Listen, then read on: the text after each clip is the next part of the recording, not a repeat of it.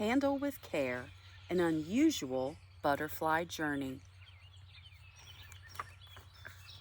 A mysterious package has arrived at the museum. It's shiny and has traveled a long, long way.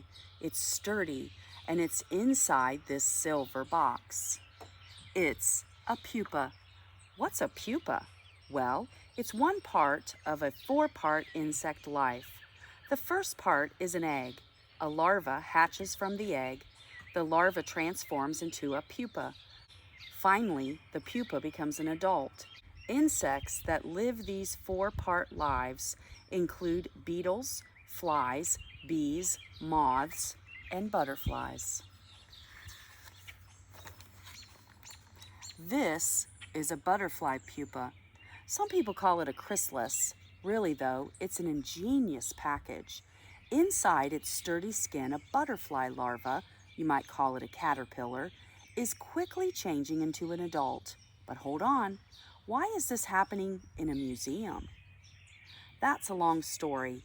It begins 2,000 miles away in the country of Costa Rica. Like all butterfly life stories, this one begins with a mother butterfly laying an egg.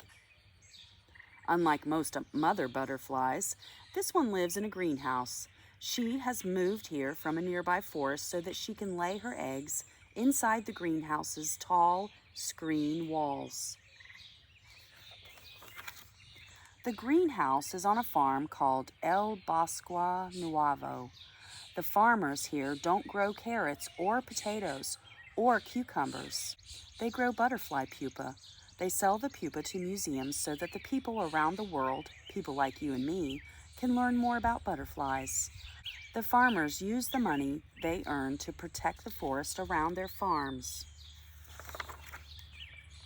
To a caterpillar, life in a greenhouse is not much different from life in a forest. The larva spends its days eating leaves and growing. When it gets too big for its own skin, the too small outer layer, called the exoskeleton, splits. Underneath is a new, larger exoskeleton. This process is called molting. Raising thousands of growing caterpillars keeps the farmers at El Bosque Nuevo busy. Their most difficult job is making sure the caterpillars always have fresh leaves to eat. A crop of several hundred caterpillars can eat an entire greenhouse of leaves in just a day or two.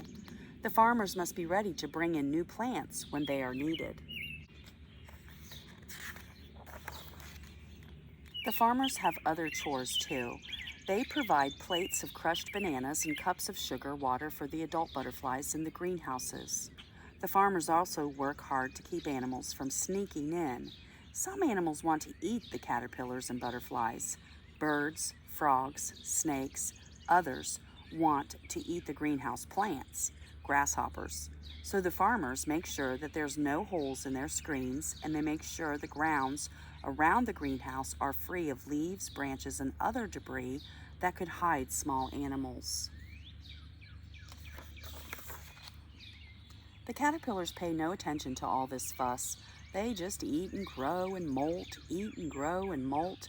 For most species, molting simply produces larger and larger caterpillars. For others, like the blue morpho, molting results in caterpillars with new color patterns and hairlines. These changes tell the farmers which caterpillars are ready to become pupa. Each day, farmers search for older caterpillars in the greenhouse. They pick ones they find and move them to places where they can be watched more closely. This place, called the puparium, is lined with screen cabinets. Each cabinet is crawling with caterpillars. The farmers provide fresh leaves for those caterpillars that still need food. For those that have stopped eating, the farmer supplies the only thing they do need, a safe place to hang.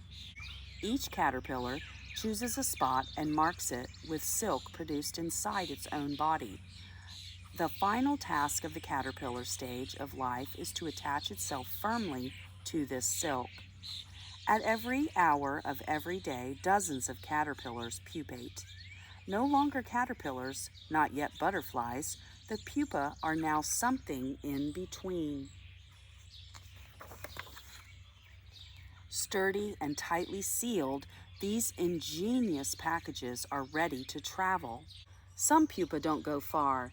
They stay at El Bosque Nueve. A few of the butterflies that emerge from these pupae are released back into the forest. The farmers return others to the greenhouse where they will mate. Their eggs will become the farm's next generation of caterpillars. But most of the pupa take a longer journey. These are sorted and wrapped gently in cotton and tissue paper. They are packed in cardboard, covered in protective foil, and delivered to the airport. Although the pupa don't eat food or water to survive their trip, they are alive. They must be handled with care, and they must arrive at their final destination before this stage of life ends. 5 days after leaving the farm in Costa Rica, a blue morpho pupa hangs from a pin in the Museum of Science in Boston. For 2 more weeks, it remains there, quiet and mysterious. Then suddenly, it changes. Handle with care an unusual butterfly journey.